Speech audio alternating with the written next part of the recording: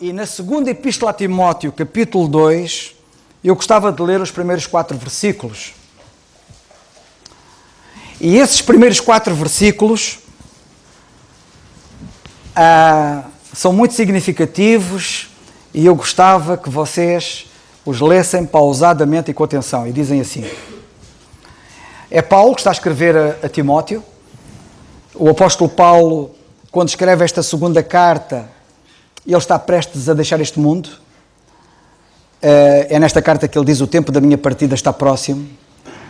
E ele escreve esta carta a Timóteo, que era mais novo do que ele, que não estava preso como ele, e dá-lhe alguns conselhos. E entre eles, é muito importante nós ouvirmos o que é que alguém que está para deixar este mundo tem a dizer. As últimas palavras, os últimos desejos. Talvez alguém chegasse ao pé de Paulo e disse assim: Paulo, tu estás quase a partir, quais são as últimas coisas que tu achas que são relevantes e que são importantes? O que é que tu gostarias de, antes de partir, de sublinhar? E ele então diz: tu, pois, meu filho, fortifica-te na graça que há em Cristo Jesus. A graça que nos salva, a graça que nos sustenta, a graça que nos ensina, é também a graça que nos fortifica. Tu, pois, meu filho, fortifica-te na graça que há em Cristo Jesus. E o que de mim, entre muitas testemunhas, ouviste, confia-o a homens fiéis, que sejam idóneos para também ensinarem os outros. Sofre.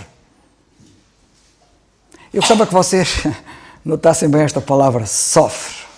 Pois comigo as aflições, como bom soldado de Jesus Cristo. Ninguém que milita se embaraça com negócios desta vida, a fim de agradar àquele que o alistou para a guerra. Bem, neste momento vocês estarão provavelmente a interrogar-se sobre o que é que eu irei falar. Sermos bons soldados. Há uma grande necessidade de bons soldados. Sempre houve. Porque soldados fracos há muitos. Bons soldados nunca foram muitos. E sabem que eu nasci em África, nas traseiras de um quartel militar do exército. E, portanto, desde bem novo habituei-me a ver militares, a ver soldados. Em África, onde eu vivi, havia guerra. E a movimentação de tropas era constante. E, portanto, a cidade onde eu vivia era uma cidade cheia de tropa. Muita tropa que veio de cá de Portugal, daqui da Europa, para lá, e outros que eram de lá, mas havia grandes movimentações de soldados. E eu já na altura, apesar de miúdo, eu tinha a noção de que havia tropa e tropa, que havia soldados e soldados. E haviam alguns que se notabilizaram. Havia tropas especiais. Se eu tiver tempo no fim, quero-vos ler um texto sobre tropas especiais. Mas, antes de nós podermos ser bons soldados, primeiro temos que ser soldados. Não se pode ser bom soldado sem ser soldado. Depois de sermos soldados, temos que ser bons soldados. Mas, primeiro nós temos que ser soldados. E por isso é que o versículo 4 diz assim: ninguém que milita, o versículo 3 é que diz: sofre, pois, comigo as aflições como bom soldado de Jesus Cristo. Era o que Paulo queria para Timóteo, que ele fosse um bom soldado. E depois ele diz no versículo 4, ninguém que milita, não é? Ninguém que está na vida da militância, na vida militar, como soldado, se embaraça com o negócio desta vida, a fim de agradar àquele que o alistou para a guerra. Temos aqui um alistamento, não sei se já viram. Não se pode ser soldado sem ser alistado. Eu próprio sou militar e tive que ser alistado. E sabem que o alistamento é um recenseamento. Neste caso, um recenseamento militar. E o recenseamento militar é uma inscrição com base na certidão de nascimento. E para tu seres um soldado, tu tens que ter uma certidão de nascimento. Tu já nasceste de novo. É que não se pode ser soldado se não te tiveres convertido. Só aqueles que já nasceram outra vez é que são soldados. E depois de nascerem de novo, então vamos falar em sermos bons soldados. Mas nós não podemos falar em bons soldados sem primeiro falarmos em sermos soldados. E o soldado é soldado por alistamento. E o alistamento é por prova de certidão de nascimento. A Bíblia diz, sendo de novo gerados, não de semente corruptível, mas da incorruptível, pela palavra de Deus, gerados pela palavra de Deus, viva e que permanece para sempre. O apóstolo João escreve noutra altura e diz assim, sabemos que todo aquele que é nascido de Deus, o problema de muita gente é que são nascidos do pai, são nascidos da mãe, são nascidos de homens e mulheres. Mas há muitos que não foram nascidos de Deus. E nós temos que ser nascidos de Deus. E a Bíblia diz, e eu posso citar relativamente a esse nascimento de Deus, diz a Bíblia, e cito, diz assim, a todos quantos o receberam, Jesus Cristo, deu-lhes o poder ou o direito de serem feitos filhos de Deus, aos que creem no seu nome, os quais não nasceram, mas nasceram. Não nasceram da carne, nem da vontade da carne, nem da vontade do varão, mas nasceram de Deus. Nascimento de Deus. Já nasceste de Deus? Não é nascer da vontade do teu pai? Não é nascer da vontade da tua mãe? É nascer de Deus. E diz a Bíblia aqui que uma pessoa nasce de Deus crendo. E é assim que uma pessoa é alistada para este exército. Uma pessoa tem que nascer, provar o seu nascimento e é alistado neste exército de Deus. Nós estamos a estudar à quarta-feira a carta aos Colossenses e no capítulo 1 e no versículo 13, estamos um bocado mais à frente no versículo 24, nós lemos assim, o qual Deus nos tirou da potestade das trevas. Nós pertencemos a outras forças militares, muito más. Nos tirou da potestade das trevas e nos transportou para o reino do Filho do seu amor. Fomos alistados num outro reino, por nascimento, em quem temos a redenção pelo seu sangue, a saber a remissão dos pecados, porquanto, ouçam bem, porquanto ouvimos da vossa fé em Cristo. É pela fé em Cristo que somos alistados. Porquanto ouvimos da vossa fé em Cristo Jesus e da caridade que tendes para com todos os santos. Este alistamento dá-se pela fé no Senhor Jesus Cristo. E a minha pergunta é, eu tenho aqui uma audiência diante de mim, e a minha pergunta é, tu já creste no Senhor Jesus Cristo como teu Salvador? Não vamos estar aqui a complicar, vamos ser simples. A Bíblia diz que quem crê no Senhor Jesus Cristo tem a vida eterna. E a Bíblia diz que quem nele não crê já está condenado. Deus não quer condenar ninguém, mas quem não crê não tem que fazer nada. O assunto dele já está tratado. Já está condenado. Condenados estamos todos à partida. Deixamos de estar condenados a partir do momento que cremos no Senhor Jesus Cristo. Porque nenhuma condenação há para os que estão em Cristo Jesus. Lemos na carta aos Romanos, no capítulo 8 e versículo 1. A partir do momento que deixas de pertencer às forças rebeldes, porque quem está perdido pertence a forças rebeldes, anda segundo o príncipe deste mundo. Há aí um grande militar, um grande príncipe deste mundo. Os jovens em Angola ontem perguntaram-me, na nossa conversa, que tivemos uma grande conversa à noite, Tico Carlos, onde é que está aquela história que o Tico Carlos, aí numa mensagem, leu acerca da história dos dois príncipes? E eu fui logo ali ao computador e saquei-lhes a história e mandei-lhes logo a história. E eles ficaram todos contentes, que eles gostaram muito da história, queriam a história. A história de dois príncipes, dois reinos em confronto, dois reinos em conflito. À partida tu pertences ao reino das trevas. E estás a servir os interesses daquele príncipe que rege no reino das trevas. Se tu nasces na família de Deus, Tu passas desse reino das trevas, do poder das trevas, passas para o reino do Filho de Deus e tornas-te soldado dele. Sabem que quando uma pessoa se converte ao Senhor Jesus Cristo acontecem várias coisas. E eu agora não vou aqui entrar em detalhe, mas acontecem várias coisas ao mesmo tempo. E tornamos-nos várias coisas ao mesmo tempo. Olha, quando a gente se converte, quando a gente crê no Senhor, quando cremos no Senhor Jesus Cristo, passamos a ser filhos de Deus. Passamos a ser amigos. Já deixamos de ser inimigos. Passamos a ser soldados. Passamos a ser servos. E por aí fora. E eu agora não vou falar sobre muitas coisas, algumas de vocês do Espírito de Deus vos mostrará e se lembrarão pelo que as Escrituras dizem, mas eu quero me deter no soldado. Somos soldados. Quando tu te converteste ao Senhor Jesus Cristo, quer queiras, quer não, tornaste soldado. E agora é assim, ou vais ser um bom soldado ou vais ser um péssimo soldado. E agora está nas tuas mãos escolher que tipo de soldado é que tu vais ser neste reino.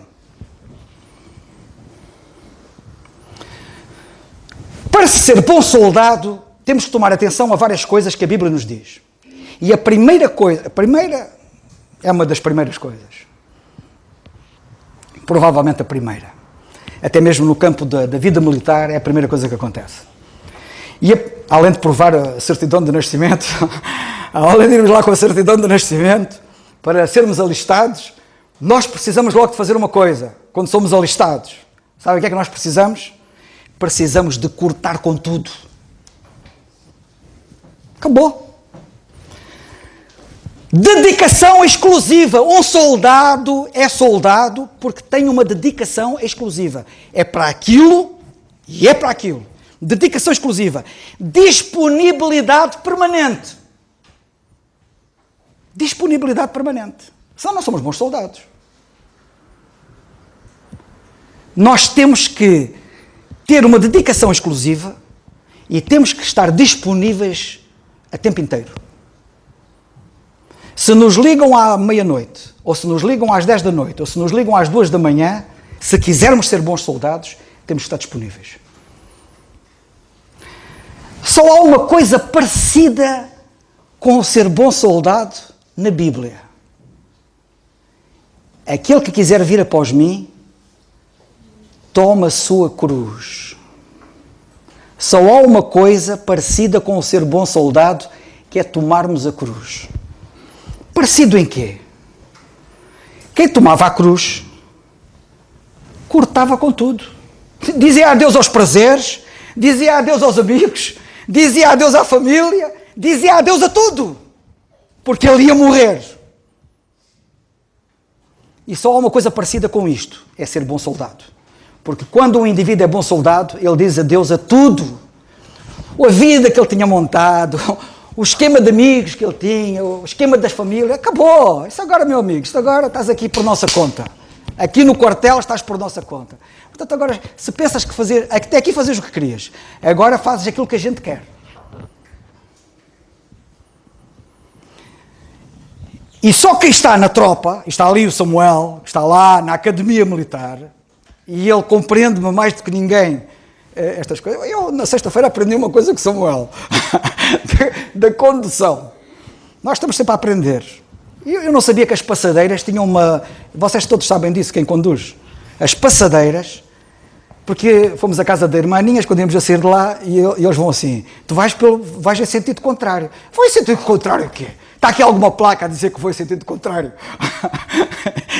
E eles sabiam que eu ia em sentido contrário por causa da passadeira. E eu, essa para mim é nova.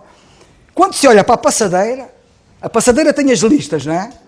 E se dos dois lados tiver uma lista transversal, do lado do condutor, significa que é de sentido duplo.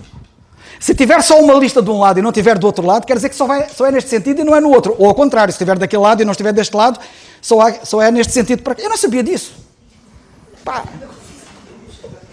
Das duas, uma. Ou aprendi mal o código, ou no meu tempo isso não existia, quando eu tirei a carta. Mas eu não me lembro de nada disso. Sabias disso, José? Pronto, olha, já estou mais animado. O José também não sabia disso, o Nando não sabia disso, e o Dário, o Márcio, perdão. Dário, um abraço para ti.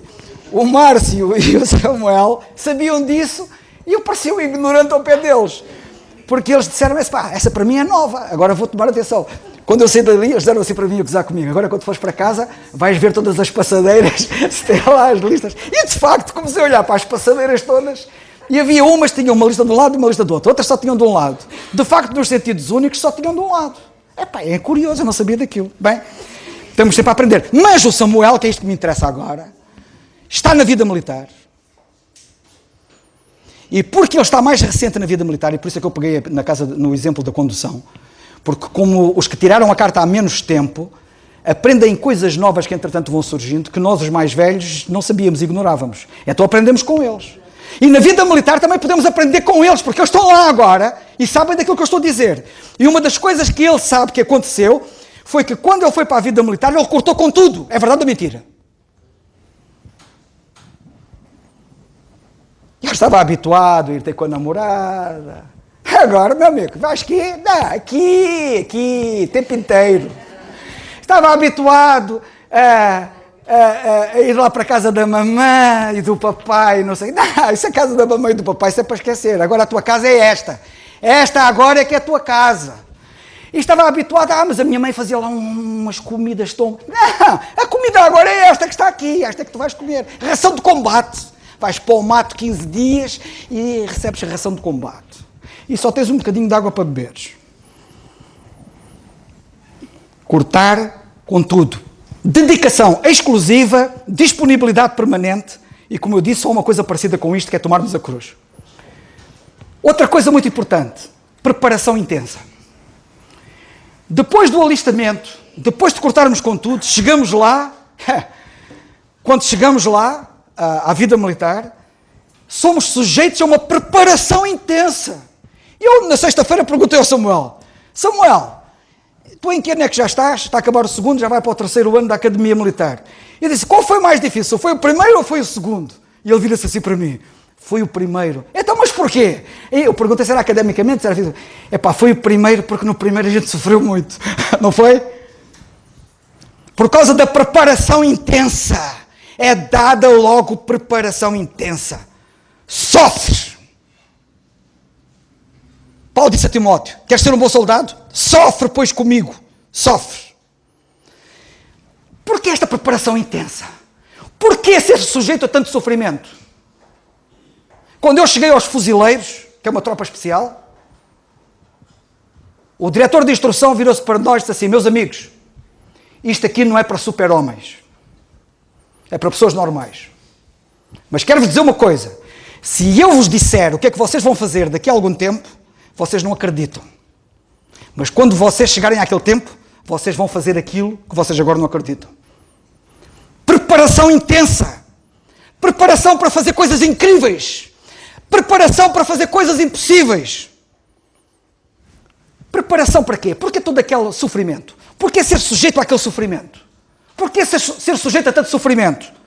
Por isso é que a Bíblia diz que por muitas tribulações, isso é para todos os crentes, vocês não estejam a olhar para o Samuel que é militar, estejam a olhar para vocês que são soldados, se converteram, se nasceram de novo, se têm certidão de nascimento, foram alistados para a guerra e vocês são soldados. E agora, notem, perceberam agora porque é que por muitas tribulações, não por poucas, por muitas nos importa entrar no reino de Deus, não há nenhum crente nascido de novo que vá para o céu tipo passeio turístico aqui em baixo. Muitas tribulações. Isto faz parte da preparação. Faz parte, o sofrimento faz parte. Porquê? Para aprender a resistir. O bom soldado não resiste.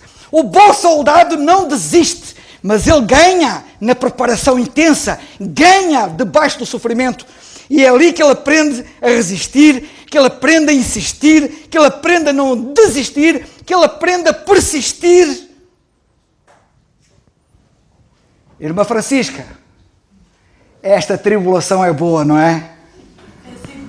Ela vinha da sala de operações, quando abriu os olhos, lá no corredor, via-me a mim e ao irmão Manuel Gomes, e ela nem pensava que estava no céu. E vai assim... Olha, irmãos, esta tribulação é tão boa. O sofrimento do cristão na preparação para a guerra é bom, porque habilitam, capacitam a fazer coisas que ele pensava que era impossível. E por isso o bom soldado resiste, o bom soldado insiste, o bom soldado persiste, o bom soldado nunca desiste. Sofrimento é bom. Lembram-se de quarta-feira passada? No estudo bíblico aqui? Falamos de sofrimento? Onde é que está a Raquel? Está lá em cima, se calhar. Ah, Raquel! Tu não desanimes que esta tribulação é boa. A Raquel está para ter bebê, está no fim do tempo dela, e falamos da dor de parto como uma boa dor, ao contrário do que muitos pensam, é uma boa dor, e o sofrimento é bom. Não tenho tempo agora para falar acerca da bondade do sofrimento, mas eu queria chamar a vossa atenção que para ser bom soldado tem que se passar por uma preparação intensa, por sofrimento, por negar a nossa vontade, negar os nossos desejos, negar os nossos interesses. Quando um indivíduo chega, é alistado na vida militar, esse indivíduo disse adeus a tudo, até à sua vontade ele disse adeus. Lembrai-vos, lemos na carta aos Hebreus, lembrai-vos, porém, dos dias passados, em que depois de ser desiluminados, lembrem-se dos dias passados, em que depois de ser desiluminados, quando fostes salvos, suportastes grande combate de aflições. Suportaste grandes combates de aflições. Depois de sermos salvos é normal sofrer, já falei sobre isso, não vou repisar. Estamos a ser preparados para ser bons soldados. Outra coisa que nós aprendemos quando chegamos à vida militar e somos alistados é a valorizar a autoridade. Até ali, por isso é que muita gente dizia antigamente, quando os jovens eram obrigados a ir para a tropa, muita gente dizia assim, faz-vos bem, todo jovem devia ir para a tropa. Olha, porque, por várias coisas, aprende a fazer a cama, etc. Mas o que eu quero chamar a vossa atenção é que ele na tropa, na vida militar, o soldado, aprende a valorizar a autoridade. Até ali era eu quero, posso e mando. E lá em casa era um rebelde. Nariz empinado, o pai dizia-lhe qualquer coisa e ele enfrentava o pai, ou a mãe dizia-lhe qualquer coisa e ele enfrentava a mãe. Nariz empinado. Ali os narizes empinados ficam todos rasos. Porque uma das primeiras coisas que se aprende na tropa é a valorizar a autoridade. E quando a autoridade lá chega, o indivíduo até se arrepia todo. Nem respira. A isto chama-se disciplina.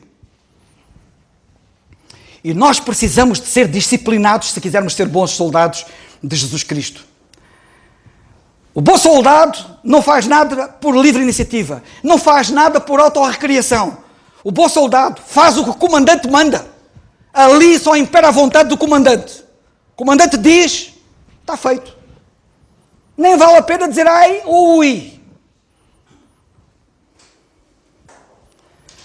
Por isso lemos na carta aos Colossenses, no capítulo 1, que nós estamos a estudar, ainda não chegamos lá, vamos lá chegar ao versículo 29, que diz assim, combatendo segundo a sua eficácia.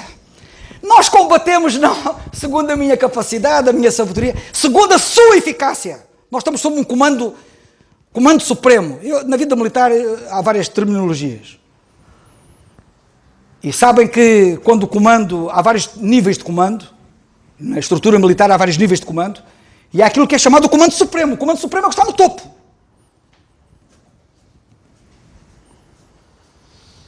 E nós andamos aqui segundo o comando supremo, que é o nosso Deus.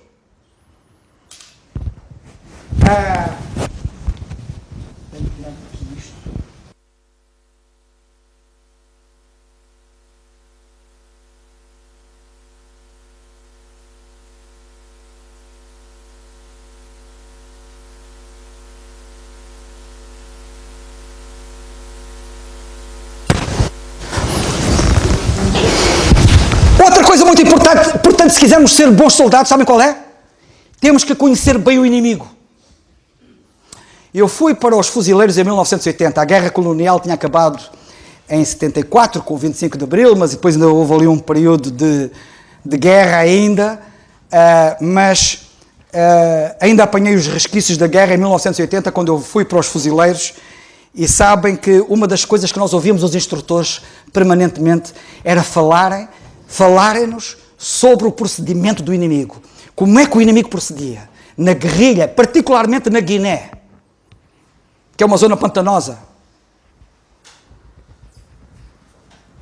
E sabem que os fuzileiros movem-se nos pântanos. São peritos nisso. E as instruções que eles nos davam permanentemente tinham a ver com conhecermos o inimigo, conhecermos a forma de pensar do inimigo, conhecermos a forma de atuar do inimigo. É muito importante estudar o inimigo. Sede sóbrios, vigiai, porque o diabo, vosso adversário, anda em derredor. Estejam a vigiar constantemente. Ele anda em derredor, bramando como o leão, buscando a quem possa tragar. Porque não ignoramos os seus ardis, diz Paulo. Nós não ignoramos, nós conhecemos bem os ardis dele. Conhecemos bem a maneira dele atuar. Conhecemos bem a forma como ele atua. E sabem o que é que acontece com alguns de vocês que não são bons soldados? Vocês às vezes são levados de uma forma incrível. Eu digo vocês, eu também, tenho que ter cuidado. Porque às vezes vocês caem em situações que claramente o inimigo está por detrás delas a armar-vos uma armadilha. E vocês caem nela que nem os inocentes. E não foram capazes de detectar como é que o inimigo estava por trás daquilo. Vocês viram a pessoa, vocês viram as pessoas e não foram capazes de ver o inimigo por trás das pessoas. A usar as pessoas, a instrumentalizá-las. E vocês caem e arranjam um caldinho de todo o tamanho porque vocês não conhecem o inimigo e não sabem como é que ele atua. Ele atua por trás das pessoas e ele usa as pessoas muitas vezes como joguetes, como instrumentos. E se vocês não se aperceberem disso, vocês não vão ser bons soldados. Vão ser levados por ele com uma pintarola que não vos digo nada.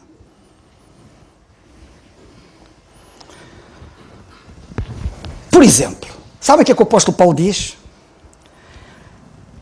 Na segunda carta aos Coríntios 2,10 ele diz assim, eu cito, e a quem perdoardes, e eu sublinho aqui a palavra perdoardes, a quem perdoardes alguma coisa também eu, porque eu também perdoei, se é que tenho perdoado, por amor de vós.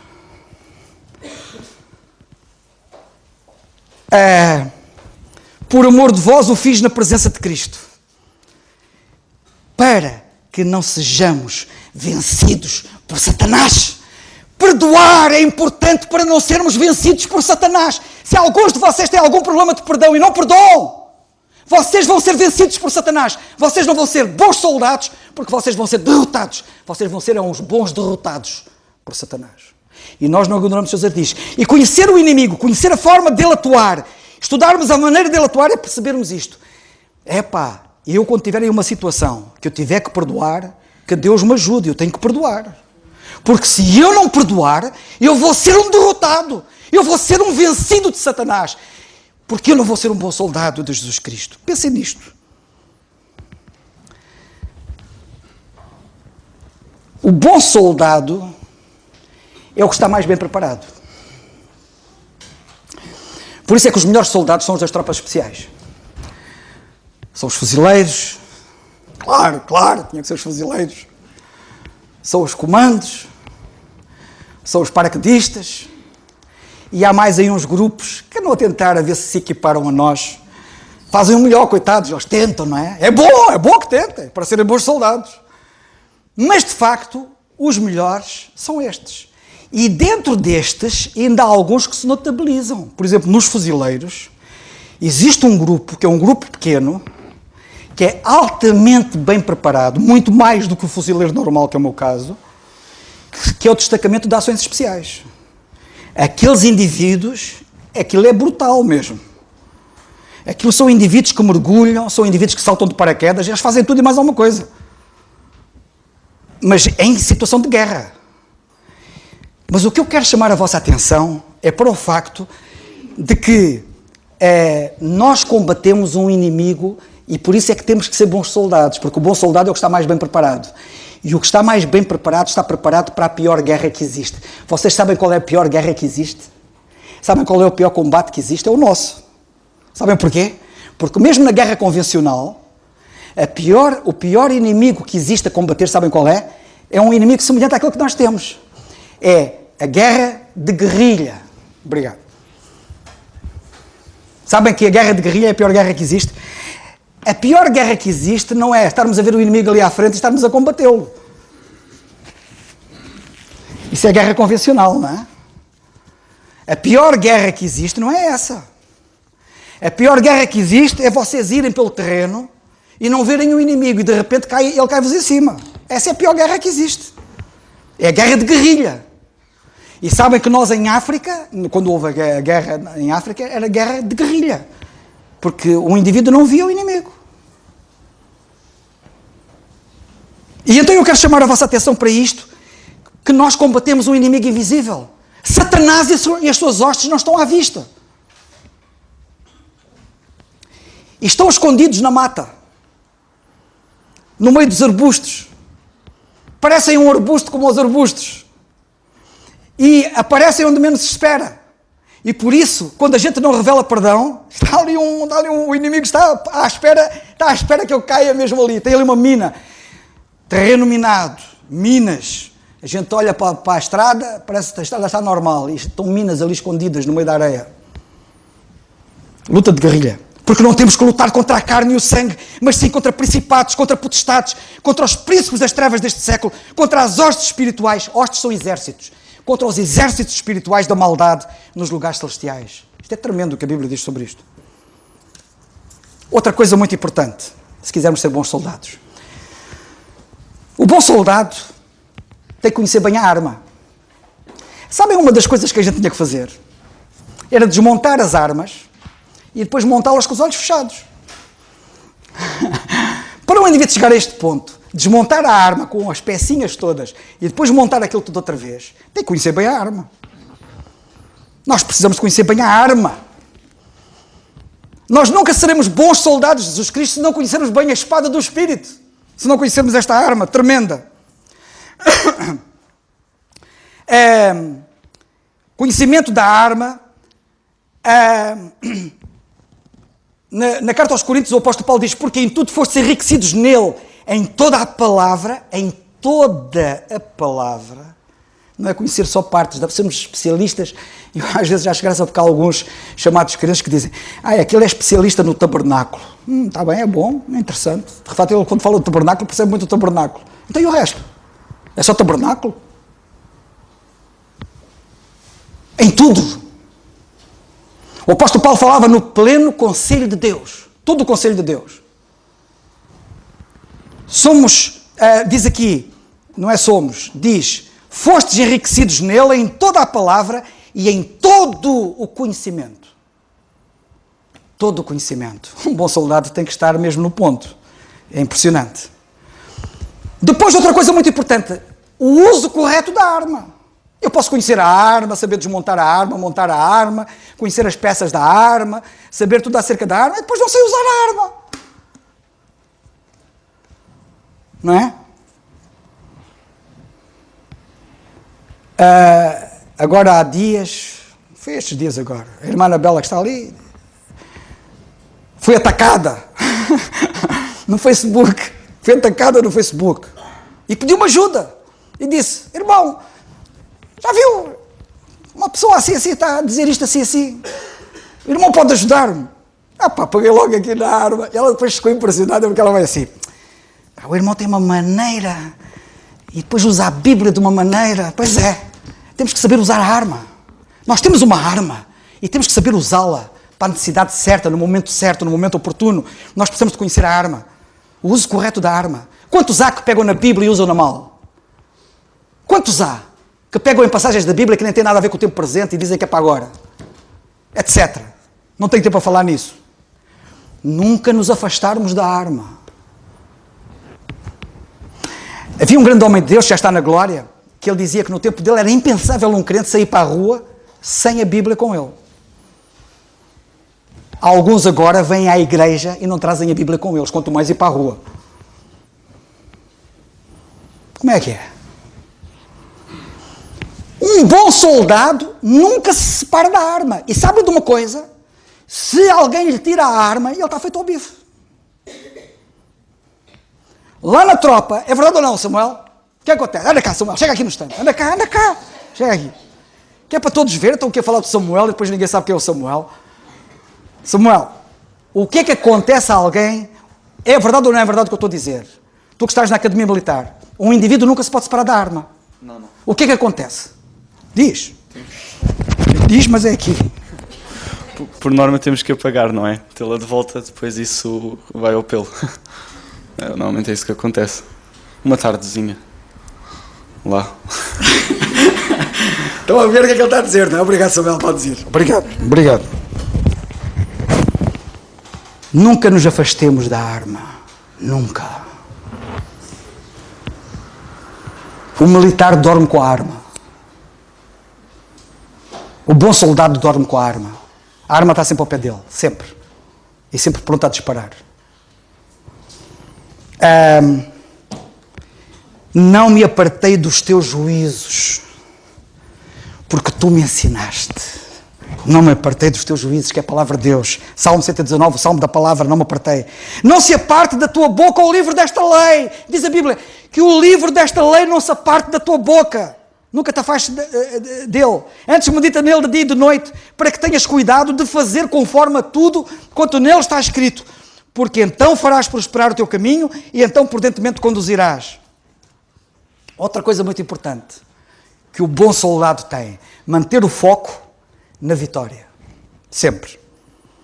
Manter o foco na vitória. Nenhum soldado vai para uma batalha pensando que vai ser derrotado. Já viram um soldado meter-se na batalha pensando que vai ser derrotado? E mais. Nós, mais do que ninguém, porque somos mais do que vencedores. Lemos na carta aos Romanos, capítulo 8, versículo 37. Já repararam que a armadura do crente que está em Efésios, no capítulo 6, em Efésios, no capítulo 6, a partir do versículo 10, vocês têm uma descrição da armadura que o crente tem. Tem lá a couraça da justiça, o escudo da fé. Temos ali a armadura toda completa. E já repararam que em o capacete da salvação, já repararam que toda a armadura que está ali descrita em Efésios, naquela descrição toda, vocês não encontram uma proteção para as costas? Já repararam? Tem proteção para o peito, para a cabeça. Para as costas não há proteção. Sabem porquê? Porque não é previsto que o soldado retire em debandada. Ele não vai lá para perder, ele vai lá para ganhar. Portanto, ele nunca vira as costas. Compreendem? E isto é muito importante. Não está previsto. Outra coisa importante. Isto são coisas importantes que eu espero que vocês... Sabem o que é que acontece quando o indivíduo vai para a tropa para ser um bom militar? Qual é uma das primeiras coisas que vocês começam a fazer quando lá chegam? Samuel, puxa pela cabeça.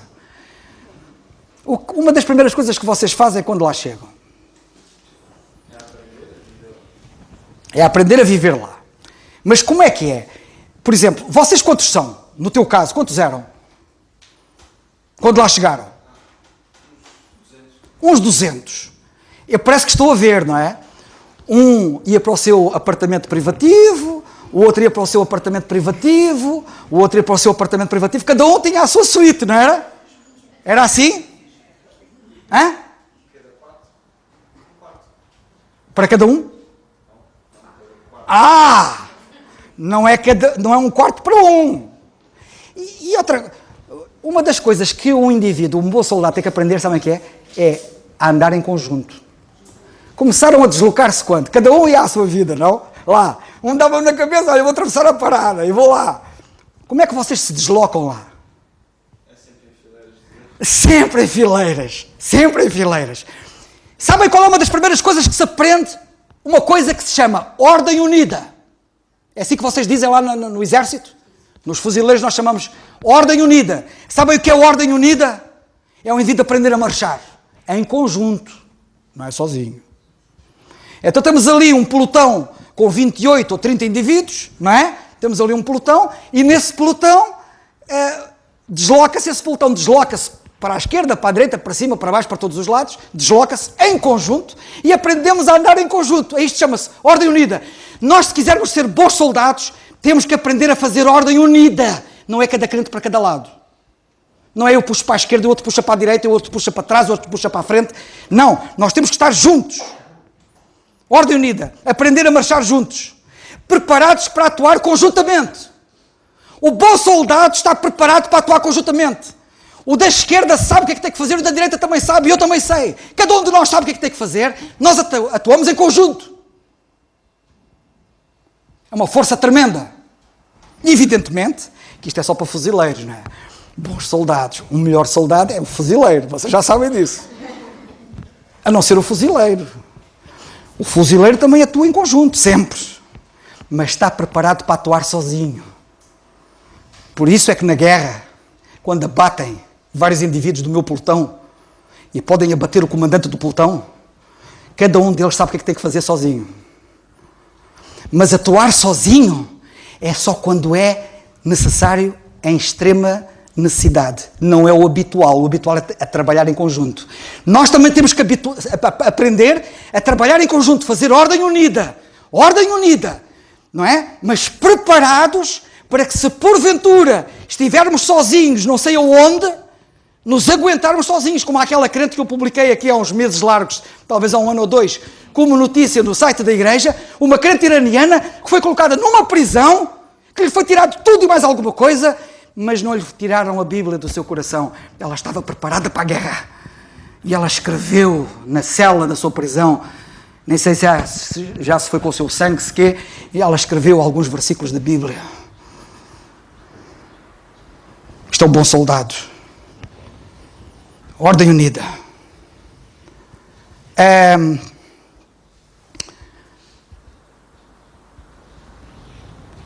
O que é que eu queria dizer mais acerca disto? Portanto, o bom soldado é sempre colocado numa unidade militar. Já viram como é que chamam a coisa? Unidade militar. Unidade. O bom soldado não pode existir no meio da confusão e da desordem e todos desunidos, uns para cada lado. Não. Chama-se unidade militar. E o bom soldado promove a unidade, defende a unidade e avança em unidade. Que Deus nos ajude. Mas é isto que é esperado de nós.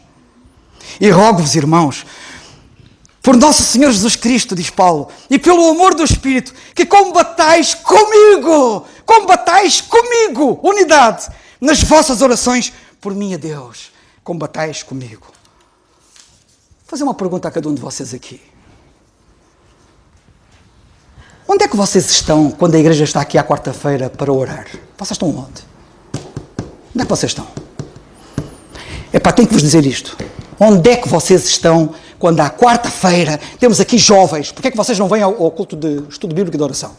Temos aqui velhos que não fazem mais nada porque são velhos. Porquê é que não vêm ao estudo bíblico e ao culto de oração? Não me levem a mal. Estou a falar aos velhos com muito carinho. Vocês conhecem. Onde é que vocês andam? Temos que estar unidos em oração. Combatei comigo, diz Paulo. Eu não quero estar aqui sozinho a combater. Onde é que estão os outros? Venham cá, todos. Vamos juntos. Somos bons soldados. Está uma unidade militar. E defendemos a unidade militar. Saúda-vos, Epáfras, que é dos vossos, servo de Cristo, eu até diria bom soldado, combatendo sempre por vós em orações, para que vos conserveis firmes. Depois às vezes ficamos muito admirados. Mais uma baixa. Vem uma notícia, chegou o Nando ao pé de mim, Carlos, temos que orar por isto. Ou chegou ao pé do Nando, Nando, Zé, vamos orar por isto. Temos mais uma baixa. Alguém que se descaiu da firmeza. Como é que não hão de descair da firmeza? Como é que não hão de ser imperfeitos? Como é que não hão de ser não acabados, não consumados, em toda a vontade de Deus?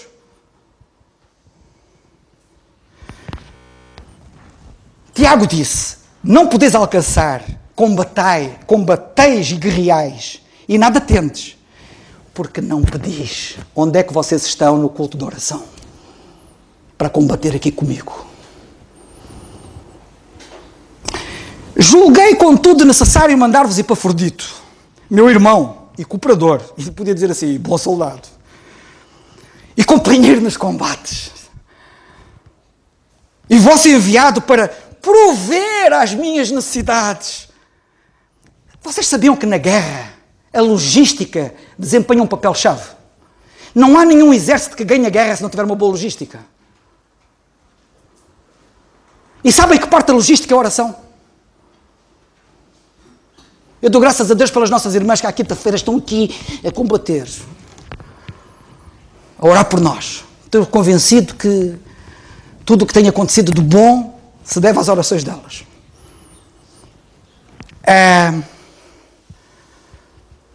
Já me perdi aqui no meio disto, mas já me vou encontrar outra vez. Epafrodito, companheiro nos combates, para prover às necessidades. Nós temos alguns companheiros que estão a tratar de logística. Asseguram a logística. Para que as comunicações entre a sede, entre o comando principal, onde estão todos os recursos, e a frente da batalha, nada afeta a linha de comunicação. E as munições cheguem lá, os víveres cheguem lá, e todos os suprimentos cheguem lá, e há alguns que asseguram isto com as suas orações. Epafrodito era um deles. Ouça acerca de vós que estáis no mesmo espírito, combatendo juntamente, diz Paulo, em Filipenses. Combatendo juntamente com o mesmo ânimo pela fé do Evangelho. Nós precisamos de combatentes, bons soldados que combatam pela fé do Evangelho. A fé do Evangelho está adulterada.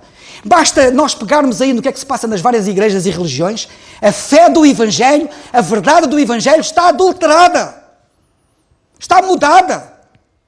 E nós precisamos de bons soldados que combatam pela fé do Evangelho. Não tenho tempo para falar nisso.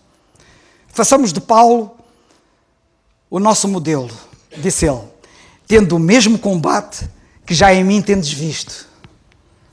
Não temos que inventar. É olhar para Paulo, como é que ele vivia? Que já em mim tendes visto, e agora ouvis estar em mim o mesmo combate que vistes nele, fazei também. Porque para isto, diz ele, trabalhamos e lutamos, pois esperamos no Deus vivo, que é o Salvador de todos os homens. Lutamos pela salvação das almas, combatemos pela salvação das almas. Nós temos que ser bons soldados a conquistar almas para Cristo.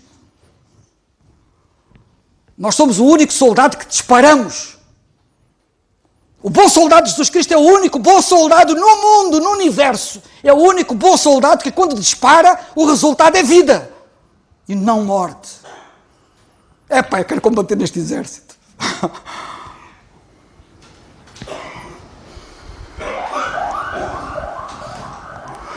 É sempre um combate. Sabem porquê? Porque as almas resistem sempre. Ainda na quinta-feira estive a evangelizar várias pessoas, elas resistem. Na sexta-feira, na reunião de jovens, estávamos a evangelizar o sobrinho da Aninhas, resiste. A tendência do homem todo por natureza é resistir. Isto é um combate. E temos que ser bons combatentes para superarmos a resistência. Não fiquem desanimados nem admirados quando houver resistência. Nem desanimem. Continuem a combater. Aquilo cede. Combatamos a incredulidade deles. Porque quero que saibais. Com um grande combate tenho por vós, diz Paulo. E pelos que estão em Laodiceia. E por quantos não viram o meu rosto. Vocês querem ser bons combatentes? Vocês têm que combater pelos que estão ao vosso lado. Vocês têm que combater pelos outros que não estão aqui. E vocês têm que combater por aqueles que ainda vão surgir no futuro, para as gerações futuras. E eu estou a combater pelas gerações futuras também. Estás a lutar pelas gerações futuras? Eu estou. Por aqueles que não viram o meu rosto, disse ele. Combater contra o pecado. Ainda não resististes até ao sangue, combatendo contra o pecado, lemos na carta aos Hebreus. Temos que combater contra cavalos de Troia, espiões. Nós temos aí muitos cavalos de Troia, e muitos espiões. Amados, peço-vos como a peregrinos e forasteiros, que os abstenhais das concupiscências carnais que combatem contra a alma. Sabem quais são alguns dos nossos inimigos?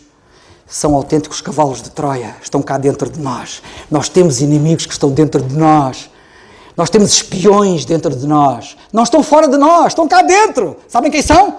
Os maus desejos, os maus sentimentos, as concupiscências que combatem contra a alma. Se quisermos ser bons soldados, temos que vencer isso. O pior inimigo que eu tenho, sabem quem é? Sou eu mesmo. Combate de modo a poderes dizer como Paulo no fim: combati o bom combate, acabei a carreira, guardei a fé. E para terminar, lemos assim, em Apocalipse: estes combaterão contra o Cordeiro. O Cordeiro é o Senhor Jesus Cristo. Há alguns que combatem contra ele, mas é uma luta em glória da parte deles. Tenho pena deles. Ainda na sexta-feira disse ao sobrinho da irmã Aninhas, porque ele dizia: a Bíblia tem erros e tal e não sei o quê. É? Curioso. Onde é que eles estão? O que é verdade acerca da Bíblia é verdade acerca do Senhor Jesus Cristo. O Senhor Jesus Cristo tem falhas? Apontei lá uma. Tentaram fazer isso, não conseguiram, quando ele cá estava. Se houvesse alguma coisa que fosse tão combatida quanto a Bíblia, já não tínhamos Bíblia. Porque é que ela não a consegue destruir? Não há nada, eu não conheço nada que tenha sido tão combatido ao longo dos séculos como a Bíblia. E ela está aqui. Eu tenho pena deles. Os que combatem a Bíblia, tenho pena deles. Tenho pena deles porque são cegos, são ignorantes. E tenho pena deles. Porque se eles pegassem na Bíblia e lessem, viam que a Bíblia é a palavra de Deus. Mas acerca deles, diz assim a Bíblia, e acerca de nós, diz assim: estes combaterão contra o Cordeiro. E depois lemos assim: e o Cordeiro vencerá. Eu estou à espera do dia da vitória. Estou à espera do dia da vitória. Estou aqui ao lado do meu livro. À espera do dia da vitória. O Cordeiro os vencerá. Porque é o Senhor dos senhores e Rei dos reis. E depois lemos assim: vencerão os que estão com Ele, chamados eleitos e fiéis. Sê um bom soldado de Jesus Cristo, que assim seja. Eu vou ler um texto de um grande homem de Deus que foi um bom soldado de Jesus Cristo. Já está na glória. Partiu para a glória há pouco tempo. E esse crente escreveu isto e eu não posso deixar de ler isto. Este texto, já há muitos anos, marcou a minha vida. E eu, de vez em quando, gosto de o reler, que é para eu não me esquecer daquilo que eu devo ser. O título é Tropas Especiais. Está baseado naquele versículo que diz: porque se enlouquecemos é para Deus. Segundo aos Coríntios 5:13. E ele comenta assim: Deus tem tropas especiais no seu exército. Porque há o exército, não é? Todos são soldados, mas depois há os que são bons soldados, são as tropas especiais. E muitas vezes são estes que ganham as maiores vitórias. No seu zelo para com o Senhor, parecem excêntricos. Usam métodos originais em vez de se fixarem nos tradicionais. Estão sempre a dizer e a fazer o inesperado. Podem assassinar a língua portuguesa e violar todas as regras conhecidas da pregação e do ensino, mas conseguem grandes ganhos para o reino de Deus. Muitas vezes são dramáticos, eletrizantes mesmo. As pessoas ficam chocadas, mas jamais os esquecem. Estas tropas especiais são uma constante fonte de embaraço para o acomodado e o convencional. Para os que estremecem só de pensar em violar as normas culturais. Outros cristãos tentam mudá-los, torná-los mais normais, apagar o fogo. Mas felizmente para a Igreja, os seus esforços são geralmente vãos. É-nos difícil crer que o Nosso Senhor parecesse excêntrico para os seus contemporâneos. Ele era tão zeloso na sua obra que muitas vezes não tinha tempo nem para comer e a sua mãe e irmãos quiseram levá-lo para casa porque pensavam que não estivesse bom da cabeça. Eles disseram: ele está fora de si. Mas Jesus é que era o homem são, não os seus irmãos.